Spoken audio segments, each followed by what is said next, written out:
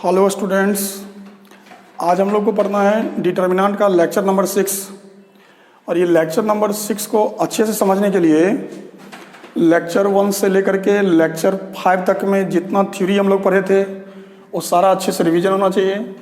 और जितना क्वेश्चन हम लोग डिस्कस किए थे वो सारा क्वेश्चन भी अच्छे से रिवीजन होना चाहिए। हम लोग पिछले लेक्चर में 2 टाइप का क्वेश्चन सीखे थे। पहला क्वेश्चन, एक टाइप का क्वेश्चन ये सीखे थे कि डिटर्मिनेंट के क्वेश्चन में अगर 1 1 1 हो तो ऐसे क्वेश्चन को हम लोग कैसे बनाते हैं। डिटर्मिनेंट के क्वेश्चन में अगर 1 1 1 हो और ऐसे क्वेश्चन को बनाना चाहते हैं तो ऐसे क्वेश्चन को बनाने के लिए गिवन डिटर्मिनेंट पर सिंपल प्रॉपर्टी अप्लाई कीजिए और सिंपल प्रॉपर्टी अप्लाई करके पहले 2 जीरो लाइए और डिटर्मिनेंट में जब 2 जीरो आ जाए तो फिर प्रॉपर्टी लगाना बंद कर दीजिए, लाप्लास रूल अप्लाई कर दीजिए और उसी को सिंप्लीफाई करेंगे तो फाइनल आंसर आ जाएगा। ऐसे हम लोग पिछले क्लास में क्वेश्चन तो बहुत सारा डिस्कस किए थे, लेकिन बेसिकली हम लोग डिटर्मिनेंट में 2 टाइप का क्वेश्चन डिस्कस किए थे। पहला टाइप कि डिटर्मिनेंट के क्वेश्चन में अगर 1 1 1 दिख जाता है तो ऐसे डिटर्मिनेंट के क्वेश्चन को हम लोग आसानी से बना सकते हैं, चाहे क्वेश्चन कितना भी लेंथी फॉर्म में हो। फिर हम लोग टाइप 2 में पढ़े थे कि डिटर्मिनेंट के क्वेश्चन में अगर 1 1 1 नहीं दिखता है तब क्या करते हैं। डिटर्मिनेंट के क्वेश्चन में अगर 1 1 1 नहीं दिखता है तो हमने बताया था कि रफ में प्रत्येक कॉलम के करस्पॉन्डिंग एलिमेंट को ऐड करेंगे और ऐड करके देखेंगे सेम आना चाहिए। अगर प्रत्येक कॉलम के करस्पॉन्डिंग एलिमेंट को ऐड करने पर सेम आ जाएगा तो उस रूल को अप्लाई कर देंगे, फिर उसी को प्रोसीड करेंगे, क्वेश्चन बन जाएगा। डिटर्मिनेंट के क्वेश्चन में अगर हम लोग रफ में कॉलम को ऐड किए और रफ में कॉलम ऐड करने पर सेम नहीं आता है तो फिर हम लोग रफ में रोज को ऐड करेंगे।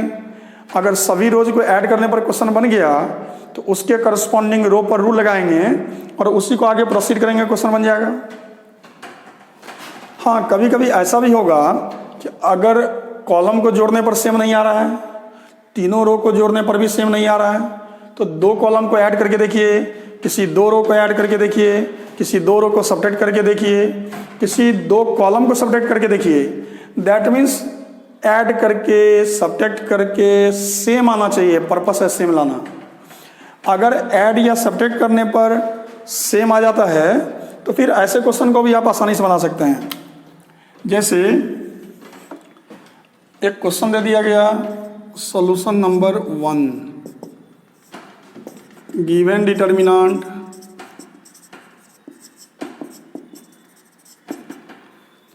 क्वेश्चन में एक डिटर्मिनेंट दिया गया, determinant of alpha beta gamma, alpha square beta square gamma square, beta plus gamma, gamma plus alpha और अल्फा प्लस बीटा।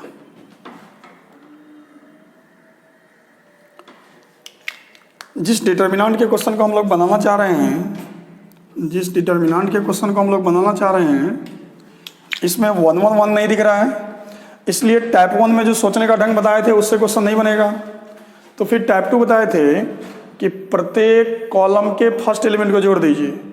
तो इस कॉलम का पहला एलिमेंट ये है, इस कॉलम का पहला एलिमेंट ये है और इस कॉलम का पहला एलिमेंट ये है। इसको अगर हम लोग यहाँ जोड़ के लिखें, फिर प्रत्येक कॉलम के सेकंड एलिमेंट को जोड़ के लिखें तो जोड़ने पर सेम नहीं आएगा। आप रफ में जोड़ करके चेक भी कर सकते हैं।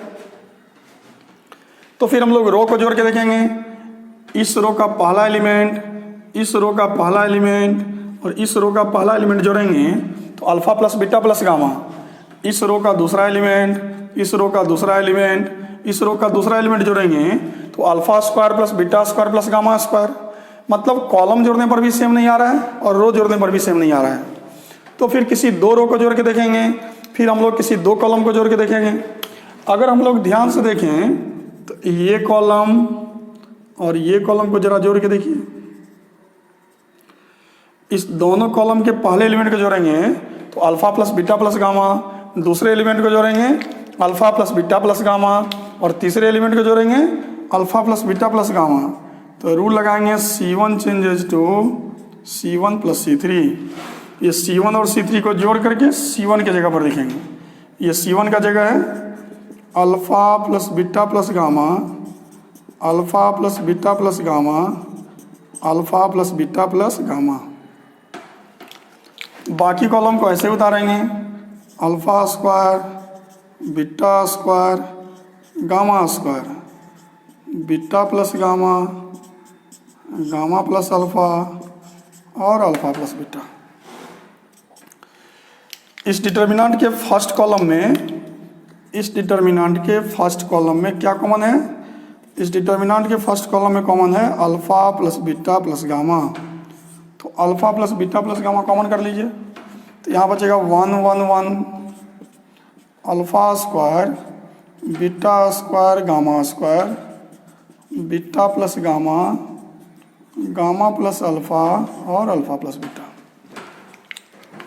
इसी को आगे प्रोसीड करते हैं। दिस इक्वल टू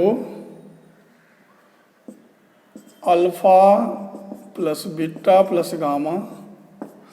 अब जो ये जो डिटर्मिनेंट आपको दिख रहा है, इस डिटर्मिनेंट में हमको 1 1 1 दिख रहा है, और डिटर्मिनेंट के क्वेश्चन में अगर 1 1 1 दिख जाए तो हम लोग जानते हैं ये टाइप 1 का क्वेश्चन है।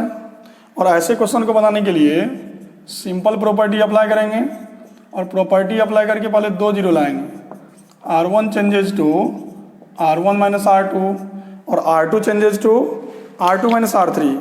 तो ये R1 में से R2 घटा दीजिए, 0 आ जाएगा। तो R1 में से R2 घटाएंगे 0 alpha square minus beta square, और इसमें से इसको घटाएंगे तो गामा से गामा कैंसिल हो जाएगा। तो यहाँ आएगा beta minus alpha.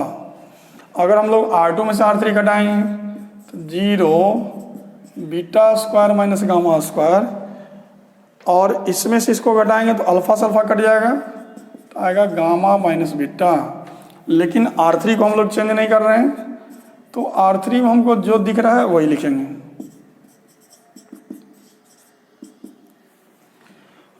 This equal to alpha plus beta plus gamma.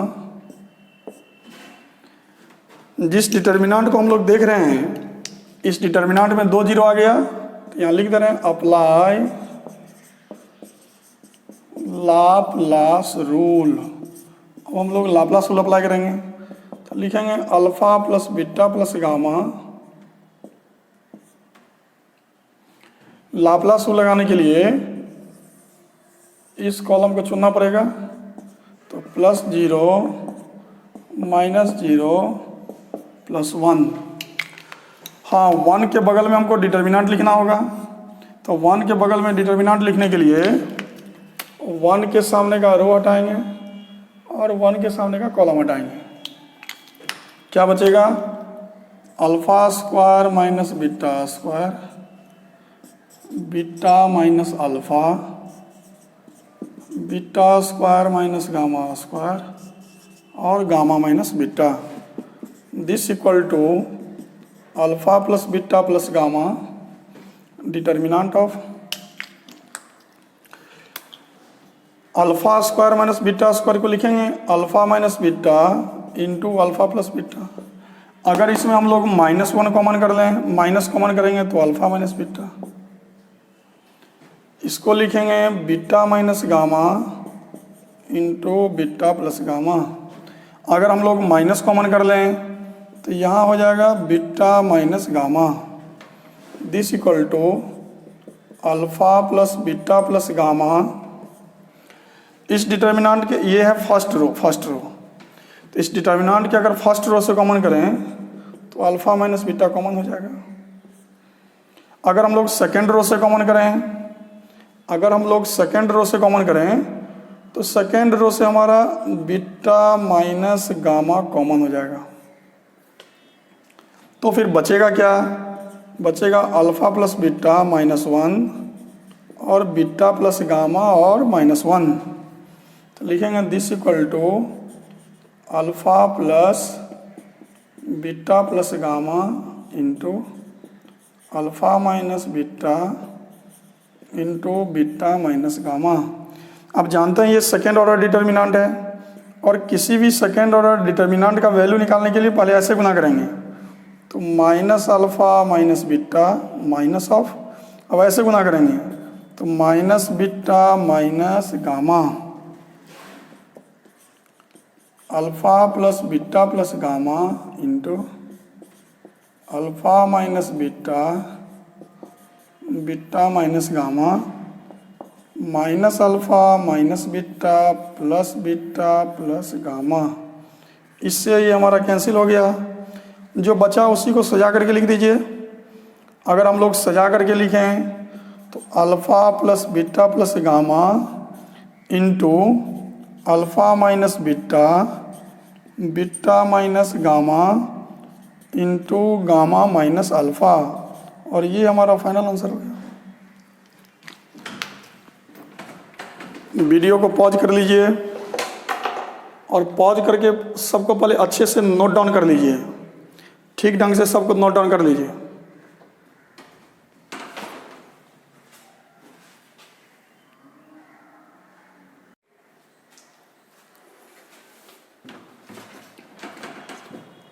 Next question, determinant of lambda lambda lambda 2 3 5 7 9 2। हम बताए थे डिटर्मिनेंट का क्वेश्चन में हम लोग दो टाइप का क्वेश्चन पढ़े थे। पहला टाइप पढ़े थे कि डिटर्मिनेंट के क्वेश्चन में अगर 1 1 1 मिल जाए तो फिर ऐसे क्वेश्चन को कैसे बनाते हैं। हाँ, अगर डिटर्मिनेंट के क्वेश्चन में 1 1 1 नहीं मिले तो कॉलम से ऐड करके देखिए, रोज को ऐड करके देखिए, किसी दो कॉलम को ऐड करके देखिए, किसी दो रो को ऐड करके देखिए। कॉलम को ऐड करने पर, रो को ऐड करने पर अगर सेम आ जाए तो भी हम लोग ऐसे क्वेश्चन को बना सकते हैं। अब कोई हमसे ये पूछते हैं कि सर डिटर्मिनेंट के क्वेश्चन में 1 1 1 नहीं मिला, तो आपने बताया कि कॉलम को ऐड करके देखो, रोज को ऐड करके देखो, सेम आना चाहिए। अगर कॉलम्स को भी हम लोग ऐड करें, रोज को भी ऐड करें, लेकिन कॉलम ऐड करने पर, रो ऐड करने पर सेम नहीं हो, तो फिर ऐसे केस में क्या करते हैं। जैसे इस क्वेश्चन में देखिए, इस डिटर्मिनेंट के क्वेश्चन में 1 1 1 नहीं दिख रहा है। अगर हम लोग प्रत्येक कॉलम के फर्स्ट एलिमेंट को जोड़ दें तो 3 लेमडा हो जाएगा। अब प्रत्येक कॉलम के सेकेंड एलिमेंट को जोड़ दें तो फिर 10 हो जाएगा। तो कॉलम जोड़ने पर सेम नहीं आ रहा है। अगर हम लोग प्रत्येक रोज के फर्स्ट एलिमेंट को जोड़ दें तो आ जाएगा लेमडा प्लस 9। अब प्रत्येक रोज के सेकेंड एलिमेंट को जोड़ दें तो लेमडा प्लस 12 हो जाएगा। इसका मतलब ये हुआ कि जो डिटर्मिनेंट का क्वेश्चन आपको दिया गया, इसमें आप रोज को जोड़ दें, कॉलम को जोड़ के देख लें, रफ में सेम नहीं आएगा।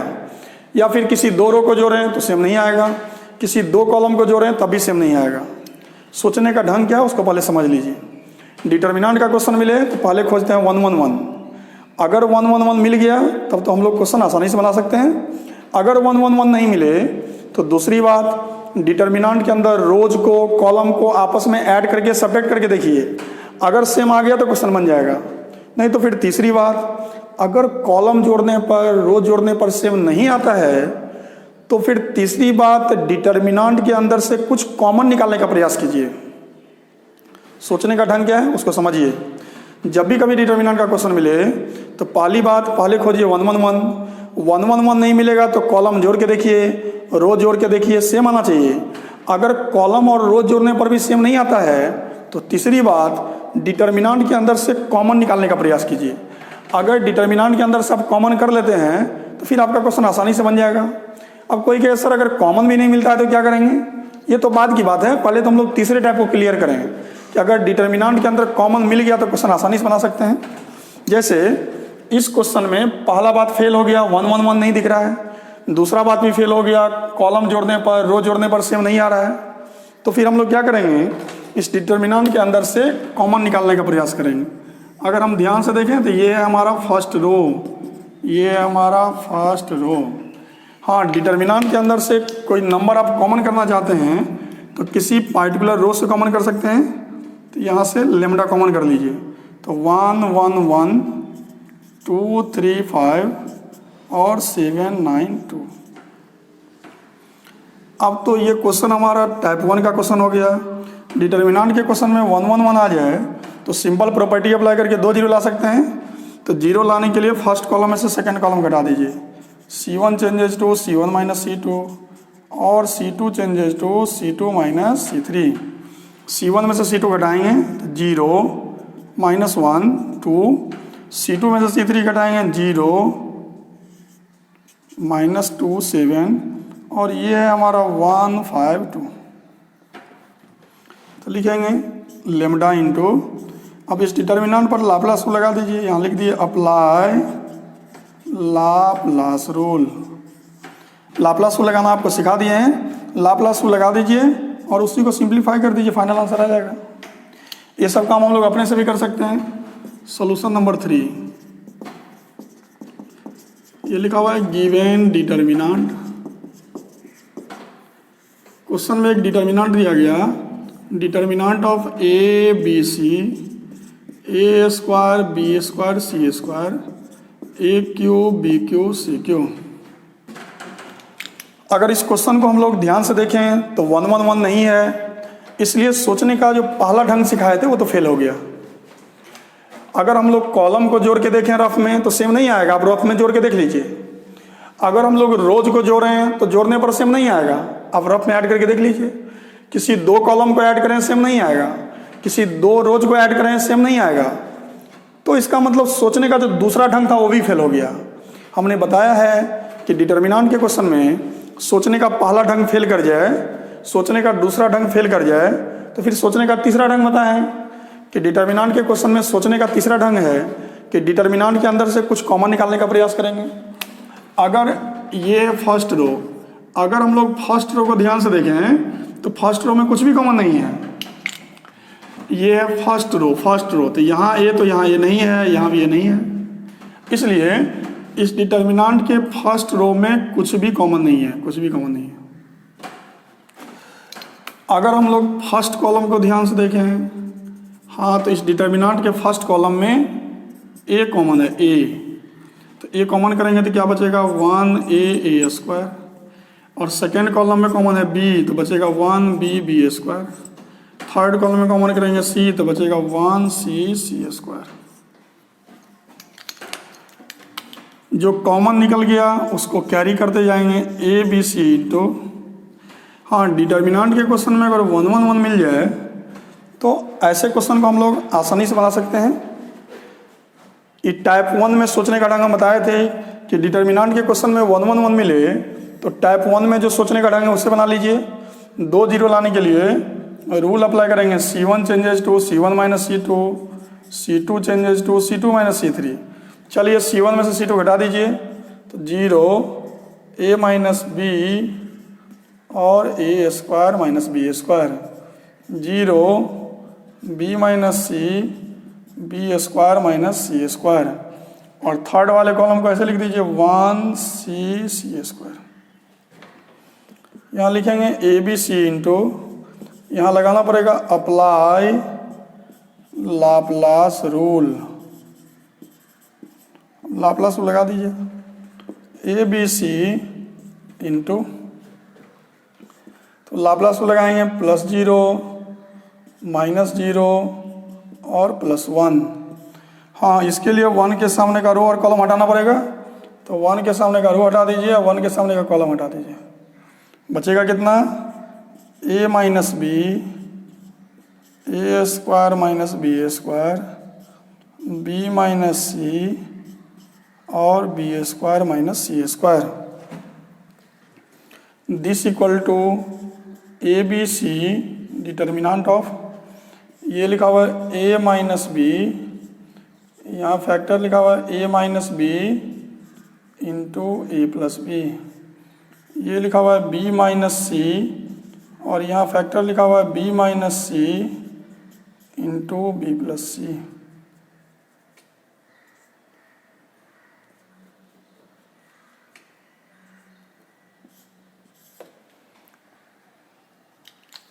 पहले वीडियो को पॉज कर लीजिए, पॉज करके पहले सबको नोट डाउन कर लीजिए।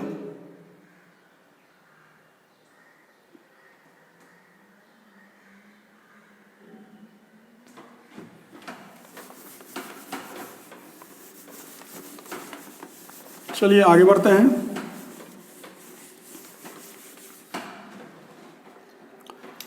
ये लिखा हुआ है दिस इक्वल टू, बाहर में ए बी सी। इस डिटर्मिनेंट के फर्स्ट कॉलम पर ध्यान दें, इस डिटर्मिनांट के फर्स्ट कॉलम से a माइनस बी कॉमन कर लीजिए। इस डिटर्मिनांट के सेकेंड कॉलम से b माइनस सी कॉमन कर लीजिए, तो बचेगा 1 a plus B 1 b plus C. लिखेंगे this equal to A B C into A minus B into B minus सी।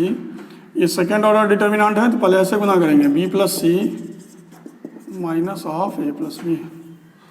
लिखेंगे A B C into A minus B into B minus C, B plus C minus A minus B, इससे ही cancel हो गया।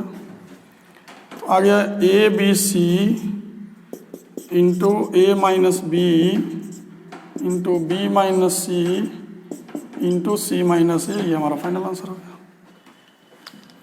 Video को pause कर लीजिए। अब pause करके पहले सबको अच्छे से नोट डाउन कर लीजिए, सबको ठीक ढंग से नोट कर लीजिए।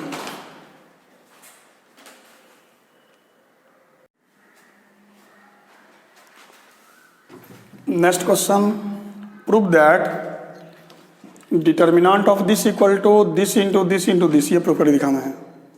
आप देख रहे हैं कि एलएचएस में जो डिटर्मिनेंट हमको दिया गया, एलएचएस में जो डिटर्मिनेंट हमको दिया गया, इस डिटर्मिनेंट में ये है फर्स्ट कॉलम, ये है सेकेंड कॉलम, ये है थर्ड कॉलम। इस डिटर्मिनेंट के अगर हम लोग थर्ड कॉलम पर ध्यान दें, इस डिटर्मिनेंट के अगर थर्ड कॉलम पर ध्यान दें तो देख रहे हैं कि थर्ड कॉलम का प्रत्येक एलिमेंट सम में लिखा हुआ है। गिवन डिटर्मिनेंट के थर्ड कॉलम में, गिवन डिटर्मिनेंट के थर्ड कॉलम में प्रत्येक एलिमेंट सम में लिखा हुआ है। हम डिटर्मिनेंट का बहुत सारा प्रॉपर्टी लिखाए थे, उसमें लिखाए थे कि डिटर्मिनेंट के पास ऐसा कोई कॉलम है या डिटर्मिनेंट के पास ऐसा कोई रो है जिसका प्रत्येक एलिमेंट सम में हो या प्रत्येक एलिमेंट डिफरेंस में हो, तो ऐसे एक डिटर्मिनेंट को आप दो डिटर्मिनेंट में कन्वर्ट कर सकते हैं। आप देख रहे हैं डिटर्मिनेंट के पास ये थर्ड कॉलम ऐसा पार्टिकुलर कॉलम है जिसका प्रत्येक एलिमेंट सम में है। तो किसी कॉलम का प्रत्येक एलिमेंट सम में हो तो ऐसे डिटर्मिनेंट को आप दो डिटर्मिनेंट में कन्वर्ट कर सकते हैं। तो लिखेंगे यहाँ X Y Z, X square Y square Z square 1 1 1 plus determinant of X Y Z X square Y square Z square P X Q P Y Q P Z Q. This equal to determinant of X Y Z X square Y square Z square 1 1 1। इस determinant के ये third column पर ध्यान दीजिए। इस determinant के third column में P common है तो बचेगा X Y Z X square Y square Z square और X cube Y cube Z Q. This equal to determinant of X Y Z X square Y square Z square 1 1 1। इस determinant के first row में क्या common है? X, second row में common है Y, third row में common है Z. तो फर्स्ट रो से एक्स कॉमन करेंगे तो 1x x square, second row से y कॉमन करेंगे 1y वाई स्क्वायर और थर्ड रो से z कॉमन करेंगे तो 1z जेड स्क्वायर। अगर आप ध्यान से देखें तो ये डिटर्मिनेंट और ये डिटर्मिनेंट देखने में एक ही जैसा है लेकिन अरेंजमेंट थोड़ा उल्टा पुल्टा है। तो हम लोग क्या करते हैं, अरेंजमेंट को ठीक करके दोनों डिटर्मिनेंट को सेम कर देते हैं। दिस इक्वल टू, तो देखिए ना ये जो डिटर्मिनेंट आप देख रहे हैं ये डिटर्मिनेंट, इसमें ये है हमारा थर्ड कॉलम और ये है हमारा फर्स्ट कॉलम। तो थर्ड कॉलम और फर्स्ट कॉलम को अदला बदली कर दीजिए। हम डिटर्मिनेंट में प्रॉपर्टी पढ़े थे कि किसी डिटर्मिनेंट में दो कॉलम को इंटरचेंज करते हैं या दो रो को आपस में इंटरचेंज करते हैं तो नए डिटर्मिनेंट के पहले माइनस साइन डालना पड़ेगा। तो यहाँ लिख दिया 1 1 1, यहाँ एक्स वाई जेड इंटरचेंज हो गया। अब बाकी जो था वो तो वैसे ही लिखाएगा। हाँ, इस प्रॉपर्टी लगाने की वजह से बाहर एक माइनस साइन हो जाएगा। अब plus P X Y Z, इस सबको तो ऐसे ही लिख देंगे 1 1 1 X Y Z X square Y square Z square this equal to minus of, फिर से इंटरचेंज कर दीजिए ये कॉलम और ये कॉलम को फिर से इंटरचेंज कर दीजिए, तो 1 1 1 देख रहे हैं, X Y Z X square Y square Z square. हम यहाँ लिख सकते हैं C2 चेंजेस टू C3 और C3 चेंजेस टू C2। आप डिटर्मिनेंट में प्रॉपर्टी भरे हैं कि किसी दो कॉलम को आपस में इंटरचेंज करेंगे तो बाहर से एक और माइनस साइन लिखना पड़ेगा। यहाँ 2 माइनस इसलिए आ गया कि एक माइनस पहले वाला कैरी कर रहे हैं और फिर से एक बार कॉलम इंटरचेंज किए तो बाहर माइनस साइन होगा, plus P X Y Z into determinant of 1 1 1 X Y Z X square Y square Z square. तो ये माइनस इंटू माइनस प्लस हो गया। अब देखिए ना, ये माइनस इंटू माइनस प्लस हो गया। अगर हम लोग इसको ध्यान से देखें और इसको ध्यान से देखें, इस दोनों टर्म में कुछ कॉमन है। ये वाला टर्म और ये वाला टर्म में हमारा पूरा डिटर्मिनेंट ही कॉमन आ जाएगा। तो पूरे डिटर्मिनेंट को कॉमन लीजिएगा तो यहाँ बचेगा 1 plus P X Y Z into, और ये हमारा कॉमन वाला डिटर्मिनेंट हो गया। चलिए इसी को प्रोसीड करते हैं। This equal to 1 plus P X Y Z. आप देख रहे हैं ये जो डिटर्मिनेंट आपको दिख रहा है, इस डिटर्मिनेंट को हम आराम से बना सकते हैं क्योंकि इस डिटर्मिनेंट में 1 1 1 दिख रहा है। और हमने बताया कि डिटर्मिनेंट के क्वेश्चन में अगर 1 1 1 दिख जाए तो ऐसे क्वेश्चन को टाइप 1 में जो सोचने का ढंग बताए थे उससे बना सकते हैं। उसके लिए सिंपल प्रॉपर्टी अप्लाई करके 2 जीरो लेना पड़ेगा। ये R1 है, ये R2 है, तो रूल लगा दिए R1 changes to R1 minus R2, फिर रूल लगा दिए R2 changes to R2 minus R3। चलिए R1 में से R2 घटाइए, 0 x minus Y x square minus Y square, 0 y minus Z Y square minus Z square. और third row को हम लोग ऐसे लिखेंगे 1 जेड जेड स्क्वायर। तो लिखेंगे this equal to 1 plus P X Y Z. और इस पर लाप्लास को लगा दीजिए, apply Laplace rule and simplify. अपने से लाप्लास को लगा दीजिए और इसी को सिंप्लीफाई कर दीजिए, ये आपका फाइनल आंसर हो जाएगा। और इस टाइप के क्वेश्चन में हम लोग कैसे लाप्लास को लगाएंगे, कैसे अपना काम आगे स्टार्ट करेंगे, इसके पीछे वाले लेक्चर में इस पर हम लोग बहुत सारा क्वेश्चन किए हैं। इसलिए अगर आप पिछले लेक्चर को अच्छे से रिवाइज किए हैं तो इसके बाद हम लोग काम कैसे प्रोसीड करें, इसके बाद हम लोग अपना काम कैसे आगे बढ़ाएं, ये हम लोग आसानी से कर सकते हैं। इसको अपने से कर लेना है। वीडियो को पॉज कर लीजिए और सबको पहले अच्छे से नोट डाउन कर लीजिए।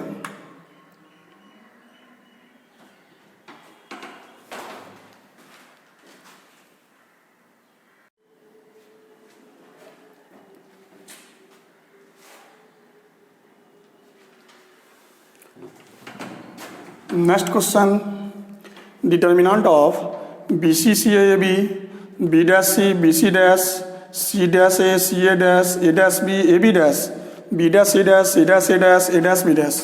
इसी डिटर्मिनेंट का वैल्यू हमको निकालना है। सबसे पहले हम लोग एक बार एक रिवाइज कर लें कि डिटर्मिनेंट के क्वेश्चन बनाने का ढंग क्या है। डिटर्मिनेंट के क्वेश्चन बनाने के लिए, डिटर्मिनेंट के क्वेश्चन को बनाने के लिए सोचने का ढंग हम 3 सिखाए हैं।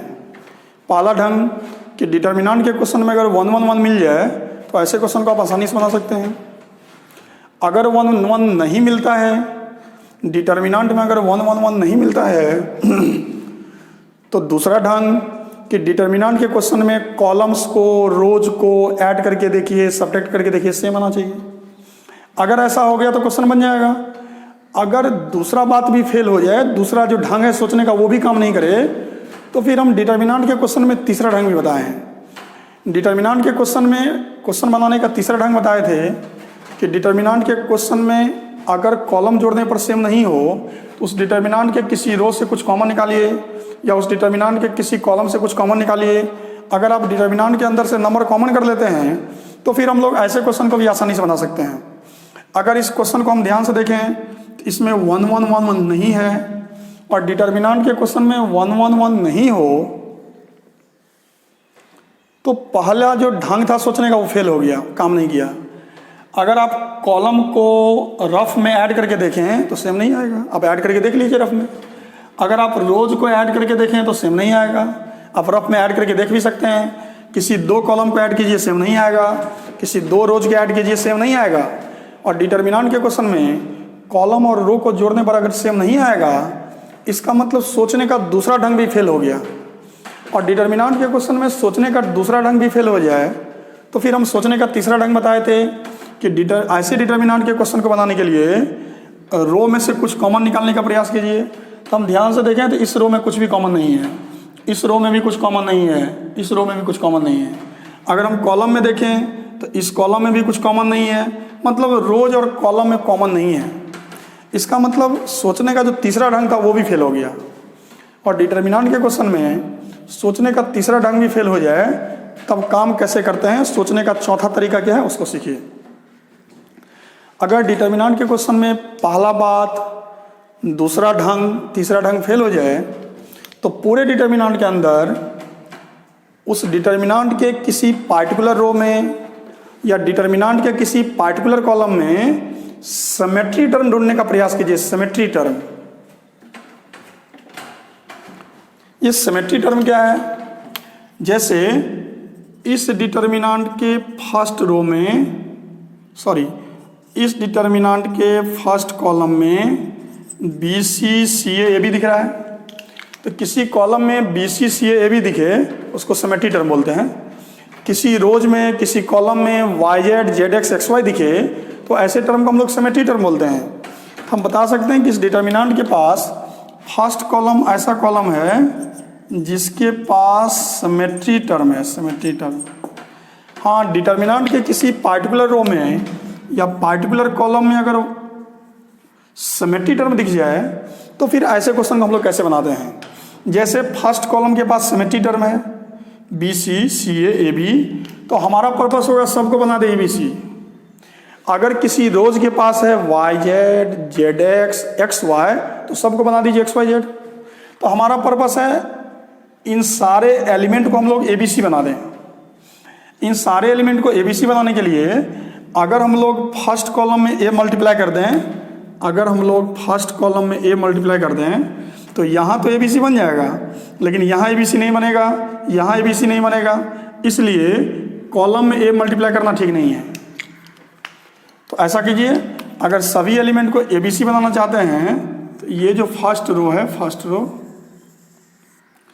ये फर्स्ट रो में ए मल्टीप्लाई कर दीजिए ए। तो यहाँ लिख रहे हैं R1 changes to A into R1। चलिए इसमें ए मल्टीप्लाई कीजिए तो A B C, A into B dash C plus B C dash और A into B dash C dash. हम बताए थे डिटर्मिनेंट में कि अगर किसी रो को आप चेंज करना चाह रहे हैं, अगर किसी रो को आप चेंज करना चाह रहे हैं तो उस रो के बगल में कोई नंबर गुना नहीं होना चाहिए। हम लोग R1 चेंज कर रहे हैं और R1 के बगल में नंबर गुना कर दिए, इसका मतलब ये जो प्रॉपर्टी लगाए ये गलत प्रॉपर्टी है। और हम बताए थे डिटर्मिनेंट के क्वेश्चन में अगर गलत प्रॉपर्टी लगा दीजिए तो गलती बैलेंस करने का तरीका भी है कि जो नया डिटर्मिनेंट आप लिखने वाले हैं उसके बगल में 1/a लिख दीजिए, अपने आप गलती बैलेंस हो जाएगा। R2 चेंजेस टू, अब यहाँ पर ABC बनाने के लिए, यहाँ पर ABC बनाने के लिए, यहाँ ABC बनाने के लिए सेकेंड रो में B मल्टीप्लाई कर दीजिए, तो लिखेंगे B इंटू R2। यहाँ होगा ABC B into C dash A plus C A dash और B into C dash A dash. चलिए यहाँ पर ABC बनाने के लिए थर्ड रो में C मल्टीप्लाई कर दीजिए, R3 changes to C into R3। ये आ गया हमारा ABC C into A dash B plus A B dash C into A dash B dash. Check कर लें, पहला प्रॉपर्टी गलत लगाए थे इसलिए गलती बैलेंस कर दिए, दूसरा प्रॉपर्टी हम लोग गलत लगाए हैं इसलिए गलती को बैलेंस कर दिए, और तीसरा प्रॉपर्टी हम लोग गलत लगाए हैं इसलिए गलती बैलेंस कर दिए। हम ये भी सिखाए थे कि डिटर्मिनेंट के क्वेश्चन में एक ही क्वेश्चन में अगर एक से ज़्यादा प्रॉपर्टी अप्लाई करते हैं, एक ही क्वेश्चन में अगर एक से ज़्यादा प्रॉपर्टी अप्लाई करते हैं, जैसे हम लोग एक ही स्टेप में 3 प्रॉपर्टी अप्लाई कर दिए, तो इस बात का भी ध्यान रखेंगे कि पहले प्रॉपर्टी में R1 को चेंज किए तो R1 का यूज आगे नहीं होना चाहिए। जब हम लोग R2 को चेंज कर दिए तो R2 का यूज आगे नहीं होना चाहिए, और ऐसा हमको दिख रहा है इसलिए एक स्टेप में तीनों प्रॉपर्टी लगाना बिल्कुल सही बात है। ये लिखा हुआ है 1/ABC। अब जरा ध्यान दीजिए, जो डिटर्मिनेंट आपको सामने दिख रहा है, इस डिटर्मिनेंट के फर्स्ट कॉलम में क्या कॉमन है? ABC। चलिए इस डिटर्मिनेंट के फर्स्ट कॉलम से ABC कॉमन कर लीजिए, तो क्या बचेगा? 1 1 1 A into B dash C plus B C dash, B into C dash A plus C A dash, C into A dash B plus A B dash, A into B dash C dash, B into C dash A dash और C into A dash B dash. इससे ही cancel हो गया। आप स्पष्ट देख रहे हैं, जो डिटर्मिनेंट आपको दिख रहा है, इस डिटर्मिनेंट में 1 1 1 है, और डिटर्मिनेंट के क्वेश्चन में अगर 1 1 1 दिख जाए तो ऐसे क्वेश्चन को हम लोग टाइप 1 के जो सोचने का ढंग है उससे बना सकते हैं। तो उसके लिए हम लोग क्या करते हैं? प्रॉपर्टी लगाते हैं, R1 changes to R1 minus R2 और R2 changes to R2 minus R3। चलिए R1 में से R2 घटा दीजिए, तो घटाएंगे तो यहाँ 0 हो गया, और इसमें से इसको घटा करके अपने से यहाँ लिख देना है, और इस एलिमेंट में इसको घटा करके यहाँ अपने से लिख देना है। चलिए अब R2 में से R3 घटाते हैं, तो यहाँ आएगा 0, यहाँ घटा के अपने से लिखना है और यहाँ घटा करके अपने से लिखना है, और थर्ड रो को चेंज नहीं कर रहे हैं, तो थर्ड रो ऐसे ही लिखाएगा A B dash C into A dash B dash. अब करना क्या है? इस डिटर्मिनेंट में आपको 2 0 दिख रहा है, तो हम यहाँ लिख दे रहे हैं apply Laplace rule. Laplace rule apply कीजिए एंड सिंप्लीफाई, और उसके बाद सिंप्लीफाई कर दीजिए, क्वेश्चन बन के तैयार हो जाएगा। वीडियो पॉज कर लीजिए, अब पॉज करके सबको अच्छे से नोट डाउन कर लीजिए। क्वेश्चन में एक डिटर्मिनेंट दिया हुआ है, f equal to this determinant और g equal to this value. तो क्वेश्चन कर रहा है फाइंड f बाई g। तो हम लोग क्या करते हैं, पहले इस डिटर्मिनेंट को प्रोसीड कर देते हैं, और इस डिटर्मिनेंट को प्रोसीड करके पहले f का वैल्यू निकाल लेते हैं। और जब f का वैल्यू निकाल लेंगे तो g का वैल्यू क्वेश्चन में दिया हुआ है, फिर हम लोग दोनों वैल्यू को आपस में डिवाइड कर देंगे, तो अपने आप एफ वाई जी का वैल्यू फाइंड हो जाएगा। इस डिटर्मिनेंट को अगर आप ध्यान से देखें तो इस डिटर्मिनेंट में सोचने का जो पहला ढंग सिखाए थे वो फेल हो जाएगा, क्योंकि इस डिटर्मिनेंट में 1 1 1 नहीं है। अगर आप कॉलम को ऐड करके देखें और रोज को रफ में ऐड करके देखें तो सेम नहीं आएगा, इसलिए दूसरा बात भी फेल हो जाएगा। अगर इस डिटर्मिनेंट में कॉमन ढूंढें तो इस डिटर्मिनेंट के 3 में से किसी भी रो में कुछ कॉमन नहीं है, इस डिटर्मिनेंट के 3 में से किसी भी कॉलम में कुछ कॉमन नहीं है, इसलिए सोचने का जो तीसरा ढंग था वो भी फेल हो जाएगा। तो हमने बताया था सोचने का चौथा ढंग कि डिटर्मिनेंट के क्वेश्चन में सोचने का तीनों ढंग अगर फेल हो जाए तो चौथा ढंग क्या था कि डिटर्मिनेंट को ध्यान से देखिए, डिटर्मिनेंट के किसी पार्टिकुलर रोज में या किसी पार्टिकुलर कॉलम में सिमेट्री टर्म दिखना चाहिए, सिमेट्री टर्म। हाँ, अगर डिटर्मिनेंट के किसी पार्टिकुलर रो या कॉलम में अगर सिमेट्री टर्म आपको दिख जाता है तो फिर आप ऐसे क्वेश्चन को भी आसानी से बना सकते हैं। अगर हम लोग इसको ध्यान से देखें, इस डिटर्मिनेंट के पास ये है हमारा थर्ड रो, इस डिटर्मिनेंट में थर्ड रो के पास हमको सिमेट्री टर्म दिख रहा है। हमने बताया कि डिटर्मिनेंट के किसी रो या कॉलम के पास अगर सिमेट्री टर्म दिखता है तो ऐसे क्वेश्चन को हम लोग आसानी से बना सकते हैं। इसको बनाने के लिए क्या करना पड़ेगा, इसको बनाने के लिए ये जो सिमेट्री टर्म वाला रो है, ये जो सिमेट्री टर्म वाला रो है, इसको एक्स वाई जेड बनाना पड़ेगा। इसको भी बनाइए एक्स वाई जेड, इसको भी बनाएंगे एक्स वाई जेड, इसको भी बनाएंगे एक्स वाई जेड। तो हमारे मन में चल रहा है कि इसको एक्स वाई जेड बनाने के लिए अगर हम लोग इस रो में x मल्टीप्लाई कर दें तो यहाँ एक्स वाई जेड बन जाएगा, लेकिन यहाँ एक्स वाई जेड नहीं बनेगा, यहाँ भी एक्स वाई जेड नहीं बनेगा। इसलिए थर्ड रो में x मल्टीप्लाई करके हम लोग सभी एलिमेंट को एक्स वाई जेड नहीं बना पाएंगे। चलिए, तो ये काम ठीक नहीं है। तो ऐसा कीजिए, एक्स वाई जेड बनाने के लिए इस कॉलम में x से मल्टीप्लाई कीजिए, तो यहाँ एक्स वाई जेड हो जाएगा। यहाँ लिख दिया C1 changes to x into C1,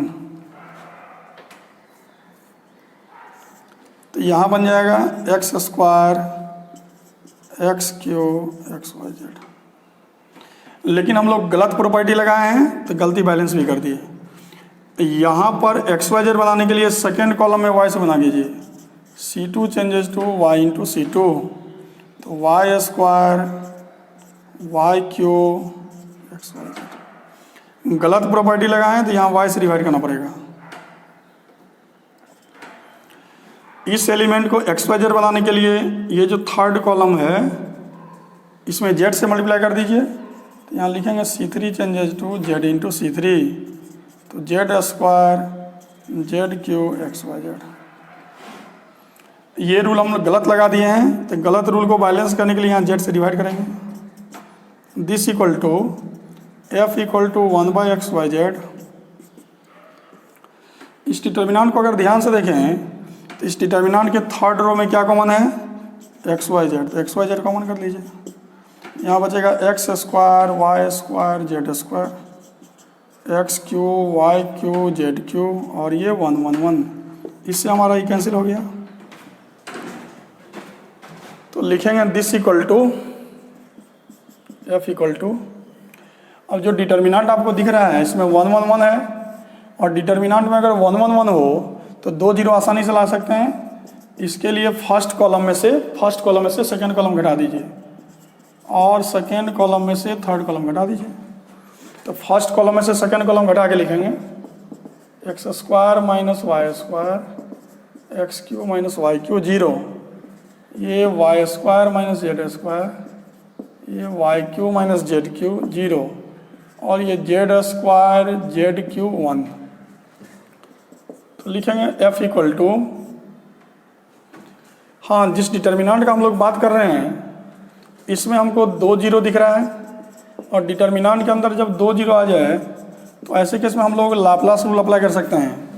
तो लिखेंगे f equal to, Laplace rule apply कीजिए, +0 -0 +1, और 1 के बगल में हमको डिटर्मिनेंट लिखना है।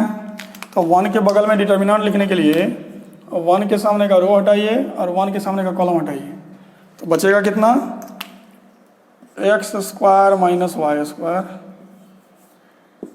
X cube minus Y cube Y square minus Z square और Y cube minus Z Q. This imply F equal to determinant of, इसको लिखेंगे x minus Y into X plus Y, ये लिखेंगे y minus Z into Y plus Z.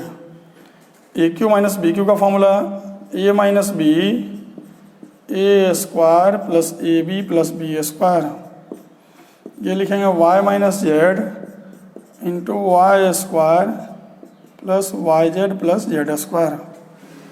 This equal to, इस determinant के first column में x minus y common है, आज determinant के सेकेंड कॉलम में y माइनस जेड कॉमन है। जो बचेगा उसको लिखेंगे determinant of x plus y x square plus x y plus y square y plus z Y square plus y z plus z square. तो f equal to x minus y minus z. आप देख रहे हैं ये second order determinant है, तो second order determinant का value निकालने के लिए पहले ऐसे मल्टीप्लाई करेंगे, तो क्या होगा x plus y into y square plus y z plus z square minus y plus z into x square plus x y plus y square.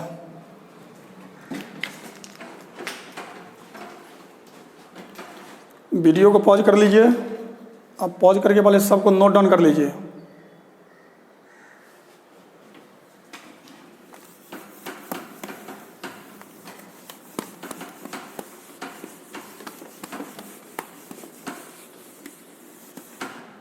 चलिए कैलकुलेशन को प्रोसीड करते हैं। F equal to x minus y y minus z. अब ये अंदर में जो term है सबको मल्टीप्लाई करके लिखेंगे। पहले x से मल्टीप्लाई कीजिए, x से कितना होगा, x y square plus x Y z plus x z square plus, अब y से मल्टीप्लाई कीजिए तो Y Q plus y square Z plus y z square minus, अब ये y से मल्टीप्लाई कीजिए तो x square y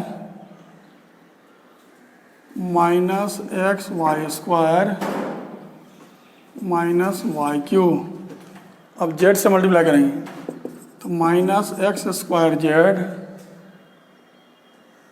minus x Y Z minus Y square Z.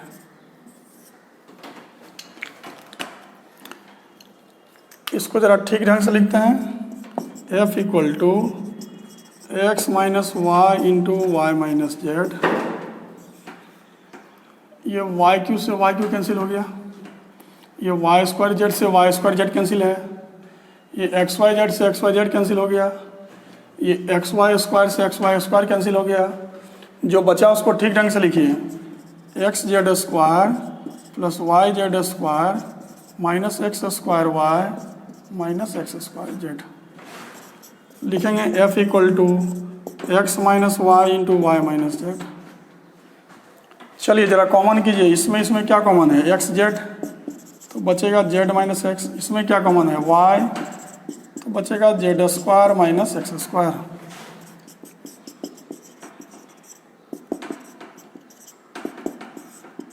X z into z minus x plus y into z minus x into z plus x.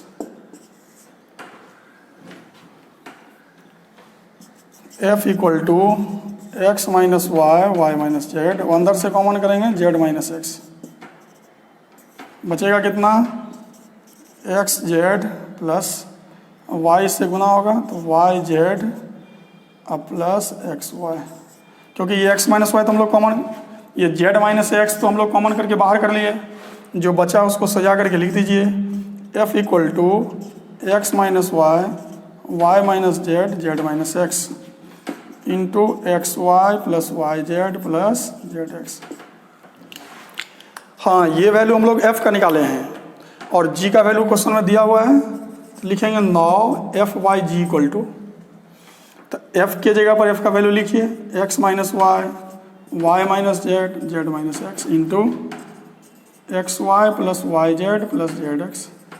हाँ, इस question में g का value question में दिया हुआ था, g का value अगर आप ध्यान से देखें क्वेश्चन में गिवन था, g का वैल्यू गिवन था x minus y y minus z और जेड माइनस एक्स, इससे ये कैंसिल हो गया, इससे ये कैंसिल, इससे ये कैंसिल, तो इसका फाइनल आंसर आ गया f by g equal to x y plus y z plus z x, और ये हमारा फाइनल आंसर हो गया।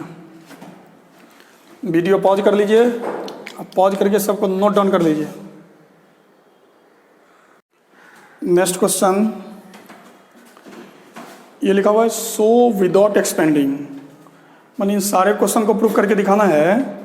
ये विदाउट एक्सपेंडिंग का मतलब क्या हुआ, ये विदाउट एक्सपेंडिंग का मतलब हुआ कि इस LHS से RHS प्रूफ करने के लिए लाप्लास रूल नोट अप्लाई, मतलब प्रॉपर्टी लगा करके प्रूफ करना है, लाप्लास रूल अप्लाई नहीं करना है। जब क्वेश्चन में लिख दे कि प्रूव दैट विदाउट एक्सपेंडिंग, इसका मतलब इस डिटर्मिनेंट के क्वेश्चन को प्रूफ करने के लिए आप प्रॉपर्टी का यूज कर सकते हैं, प्रॉपर्टी का हेल्प ले सकते हैं, लेकिन अल्टीमेटली लास्ट तक भी लाप्लास रूल अप्लाई नहीं करना है।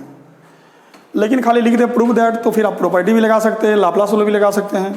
तो बात हम समझ गए कि LHS में जो डिटर्मिनेंट दिया गया है, इस डिटर्मिनेंट से हम लोग अपना काम स्टार्ट करेंगे और इसको प्रोसीड करके ये RHS लाएंगे। LHS से RHS पहुंचाने में प्रॉपर्टी का यूज करेंगे, लेकिन लाप्लास रूल का भी अप्लाई नहीं करेंगे। चलिए तो इस डिटर्मिनेंट को प्रोसीड करते हैं। इस डिटर्मिनेंट में हम क्या देख रहे हैं कि अगर हम लोग ये वाला कॉलम और ये वाला कॉलम, ये है हमारा फर्स्ट कॉलम और ये है सेकेंड कॉलम, तो अगर हम लोग फर्स्ट कॉलम और सेकेंड कॉलम को ऐड कर दें तो ऐड करने पर जो रिजल्टिंग एलिमेंट होगा वो तो थर्ड कॉलम जैसा हो जाएगा। ऐसा करते हैं, यहाँ रूल लगाते हैं C1 changes to C1 plus C2। तो इस C1 C2 को जोड़िए, जोड़ करके C1 की जगह पर लिखिए। तो लिखेंगे x plus A Y plus B Z plus C. ये तो ऐसे ही रहेगा ABC, और ये हो गया हमारा x plus A Y plus B Z plus C. इस डिटर्मिनेंट को अगर हम ध्यान से देखें तो ये है हमारा फर्स्ट कॉलम और ये है हमारा थर्ड कॉलम। इस डिटर्मिनेंट का फर्स्ट कॉलम थर्ड कॉलम बराबर है। तो हम प्रॉपर्टी पढ़े थे कि किसी डिटर्मिनेंट का दूगो कॉलम सेम हो जाए या दूगो रो सेम हो जाए तो ऐसे डिटर्मिनेंट का वैल्यू 0 होगा। तो लिख दिए इस डिटर्मिनेंट का वैल्यू 0 होगा। क्यों 0 होगा? क्योंकि C1 और C3 आपस में इक्वल है। जिस डिटर्मिनेंट का दो कॉलम या दो रो आपस में सेम हो जाए ऐसे डिटर्मिनेंट का वैल्यू 0 होगा। और हम देख रहे हैं ये हमारा RHS आ गया। तो हम क्या देख रहे हैं कि LHS से RHS पहुंचाने में हम लोग जो डिटर्मिनेंट का प्रॉपर्टी पढ़े थे उसको अप्लाई किए हैं, लेकिन लास्ट तक भी हम लोग लाप्लास रूल अप्लाई नहीं किए। जैसे क्वेश्चन नंबर 2, गिवन डिटर्मिनेंट, इस डिटर्मिनेंट में हम 1 1 1 दिख रहे हैं। हमने बताया था कि डिटर्मिनेंट के क्वेश्चन में अगर 1 1 1 दिखे तो प्रॉपर्टी अप्लाई करके पहले 2 0 लाइए, और अगर हम लोग प्रॉपर्टी अप्लाई करके 2 0 ले आते हैं तो फिर हमको अल्टीमेटली लाप्लास रूल लगाना पड़ जाएगा। आप देख रहे हैं यहाँ लाप्लास रूल लगाना प्रोहिबिटेड है, लाप्लास रूल लगाना अलाउड नहीं है। तो फिर हम लोग इसको लिखते हैं 1 1 1। ये है हमारा सेकेंड कॉलम और ये है हमारा थर्ड कॉलम। अगर हम लोग सेकेंड कॉलम को थर्ड कॉलम से जोड़ दें तो जोड़ने पर सेम आ जाएगा। सेकेंड कॉलम में थर्ड कॉलम जोड़ेंगे तो फर्स्ट एलिमेंट को जोड़ने पर आएगा AB plus BC plus CA, second element को जोड़ने पर आएगा AB plus BC plus CA, third element को भी जोड़ने पर आएगा AB plus BC plus CA। तो यहाँ रूल लगाते हैं C2 changes to C2 plus C3। तो जोड़ करके C2 की जगह पर लिखना है, तो लिखते हैं C2 की जगह पर AB plus BC plus CA। यहाँ भी लिखते हैं AB plus BC plus CA, यहाँ भी लिखते हैं AB plus BC plus CA। और थर्ड कॉलम को ऐसे ही उतारना पड़ेगा जैसे है AB प्लस AC, यहाँ BC और प्लस CA, और यहाँ CA और प्लस AB।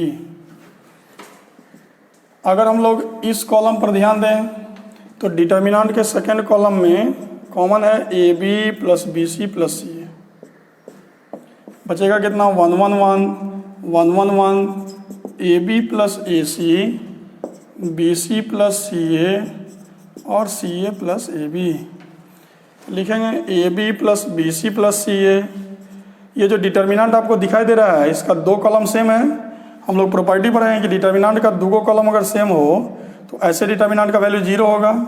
इसलिए 0 हो गया क्योंकि C1 और C2 आपस में इक्वल है। इसका रिजल्टिंग वैल्यू 0 हो गया और ये हमारा फाइनल आंसर हो गया। आप देख रहे हैं कि LHS से RHS पहुंचाने के लिए हम लोग प्रॉपर्टी का यूज किए हैं, प्रॉपर्टी का सहारा लिए हैं, लेकिन लास्ट तक भी हम लोग लाप्लास रूल अप्लाई नहीं किए क्योंकि यहाँ लिखा हुआ है so without expanding. So without expanding का मतलब प्रॉपर्टी यूज कर सकते हैं लेकिन लाप्लास रूल नहीं लगा सकते हैं। इसको अच्छे से समझ करके वीडियो पॉज करके नोट कर लीजिए। Next question, LHS equal to determinant of 2 3 5 7 8 9 65 75 86। कह रहा है कि LHS वाले डिटर्मिनेंट को प्रोसीड कीजिए। अब प्रोसीड करके हम लोग को RHS वाला डिटर्मिनेंट लाना है, लेकिन लिखा हुआ है सो विदाउट एक्सपेंडिंग, मतलब लाप्लास रूल नहीं लगाना है। अगर हम लोग इस कॉलम के फर्स्ट एलिमेंट को देखें तो 2 है, इस कॉलम के फर्स्ट एलिमेंट को देखें तो 7 है, तो 2 और 7 की मदद से 65 लाने का प्रयास कीजिए। तो 2 और 7 की मदद से 65 लाने का प्रयास कीजिए, 3 और 8 की मदद से 75 लाने का प्रयास कीजिए, और 5 और 9 की मदद से 86 लाने का प्रयास कीजिए। तो एक काम कीजिए ना, अगर हम लोग इस कॉलम में अगर हम लोग इस कॉलम में 9 से मल्टीप्लाई कर दें तो यह आ जाएगा 63, इसको ऐड कर दें तो 65 हो जाएगा। इससे मल्टीप्लाई होगा तो 72, इसमें 3 ऐड करेंगे 75 आ जाएगा। इससे मल्टीप्लाई करेंगे 81, इसमें ये ऐड करेंगे 86 हो जाएगा। तो ऐसा करते हैं, ये हम लोग प्लानिंग कर लिए। अब हम लोग यहाँ रूल लगा देते हैं। C1 changes to C1 plus 9 into C2। हम बताए थे डिटर्मिनेंट में प्रॉपर्टी C1 चेंज कर रहे हैं, C1 के बगल में नंबर गुना नहीं किया, मतलब सही प्रॉपर्टी है। हाँ, तो रूल कहता है कि C1 की जगह पर लिखना है। देखिए ना, ये है C1, ये है हमारा C1, इसी की जगह पर लिखना है। कैसे लिखना है? तो पहले C2 में 9 मल्टीप्लाई करना है, तब C1 में ऐड कर देना है। ये है C2। तो देखिए ना, इस C2 में 9 से मल्टीप्लाई करना है, C1 में ऐड करना है। तो C2 के एलिमेंट में 9 मल्टीप्लाई करेंगे तो 63, और C1 में ऐड करेंगे तो 65। C2 के एलिमेंट में 9 मल्टीप्लाई करेंगे 72, ऐड करेंगे 75। C2 के एलिमेंट में 9 मल्टीप्लाई करेंगे 81, इसमें इसको ऐड करेंगे 86। ये हो गया हमारा 7, 8, 9, और ये हो गया हमारा 65, 75, 86।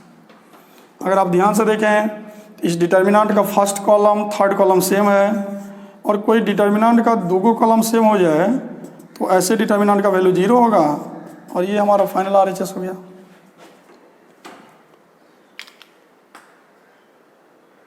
वीडियो पॉज कर दीजिए, इसको नोट डाउन कर लीजिए।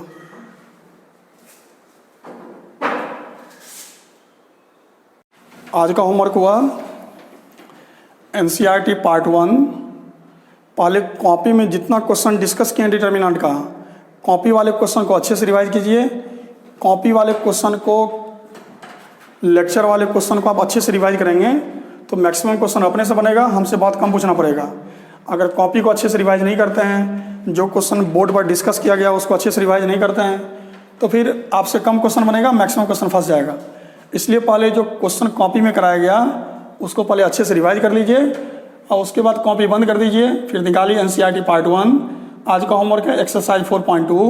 इसमें क्वेश्चन 1 से लेकर के लास्ट तक सब बना लेना है, और जब ये बन जाएगा तो फिर हम लोग बनाएंगे मिसलेनियस चैप्टर 4। ये भी होमवर्क है मिसलेनियस चैप्टर 4। इसमें होमवर्क है 1 से लेकर के 19 तक, एक्सेप्ट मतलब छोड़कर।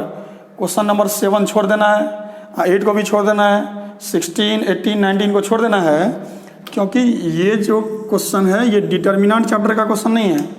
ये डिटर्मिनेंट कंप्लीट करने के बाद हम लोग नेक्स्ट चैप्टर पढ़ेंगे मैट्रिक्स, उसका क्वेश्चन इसमें डाल दिया गया है। इसलिए ये क्वेश्चन अभी हम लोग नहीं बना पाएंगे, क्योंकि अभी हम लोग को मैट्रिक्स का आइडिया नहीं है। डिटर्मिनेंट जब कंप्लीट करेंगे, मैट्रिक्स चैप्टर पढ़ेंगे, तब हम लोग इस क्वेश्चन को बनाएंगे। इसलिए मिसलेनियस चैप्टर 4 में 1 से 19 तक बनाना है। ये सब क्वेश्चन को अभी छोड़ देना है। ये सब क्वेश्चन जब मैट्रिक्स पढ़ेंगे तब बनेगा।